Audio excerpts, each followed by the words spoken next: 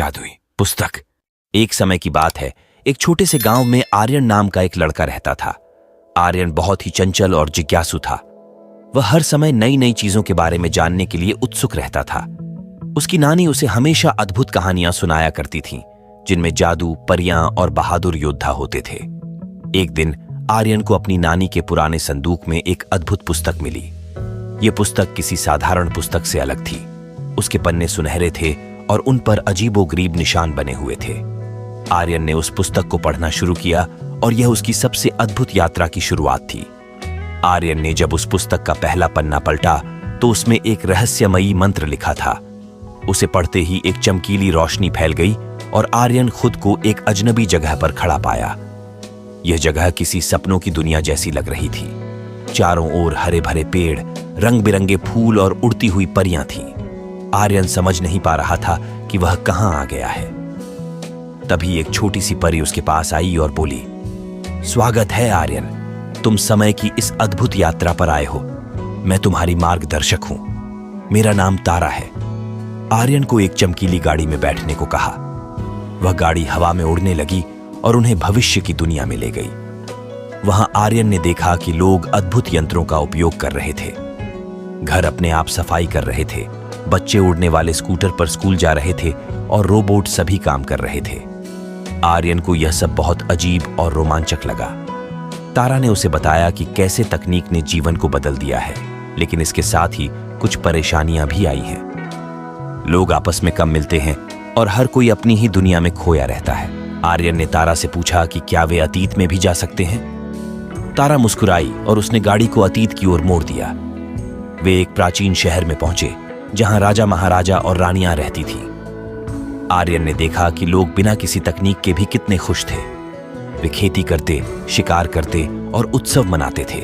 उसने देखा कि लोग एक दूसरे की मदद करते और सभी मिलजुल कर रहते थे। तारा ने उसे बताया कि अतीत में लोग प्रकृति के करीब थे और उन्होंने अपने जीवन को सरलता और संतोष के साथ जिया। तारा ने आर्यन को वर्तमान की दुनिया में वापस लाई। उसने आर्यन को समझाया कि भविष्य और अतीत दोनों में सीखने के लिए बहुत कुछ है, लेकिन सबसे महत्वपूर्ण है वर्तमान में जीना। वर्तमान में हमारे पास जो कुछ भी है उसकी कद्र करनी चाहिए और आने वाले समय के लिए तैयारी भी करनी चाहिए। तारा ने कहा, अगर हम अतीत की सादगी और भविष्य की तकनीक को मिलाकर चलें तो हम एक संतुलित और खुशहाल जीवन जी सकते हैं। आर्यन ने तारा की बातों को ध्यान से सुना और उसने महसूस किया कि समय का महत्व कितना ज्यादा है। तारा ने उसे बताया कि समय कभी किसी के लिए नहीं रुकता और हमें इसे अच्छे से उपयोग करना चाहिए। आर्यन ने समझा कि हमें अपने परिवार, दोस्तों और प्रकृति के साथ समय बिताना चाहिए और साथ ही नई नई चीजें सीखनी चाहिए। आर्यन को अब घर लौटने का समय हो गया था। तारा ने उसे उसकी जादुई पुस्तक वापस दी और कहा, यह पुस्तक तुम्हारे पास हमेशा रहेगी। जब भी तुम इसे पढ़ोगे तुम समय की इस अद्भुत यात्रा पर फिर से जा सकोगे। आर्यन ने तारा को धन्यवाद कहा और चमकीली रोशनी के साथ वापस अपने गांव पहुंच गया। उसने देखा कि उसका कमरा वैसा ही था जैसा उसने छोड़ा था, लेकिन अब उसकी दृष्टि में बहुत कुछ बदल गया था। आर्यन ने अपनी नानी को अपनी अद्भुत यात्रा के बारे में बताया। उसकी नानी ने मुस्कुराते हुए कहा, मैं जानती थी कि एक दिन तुम इस पुस्तक को खोज लोगे।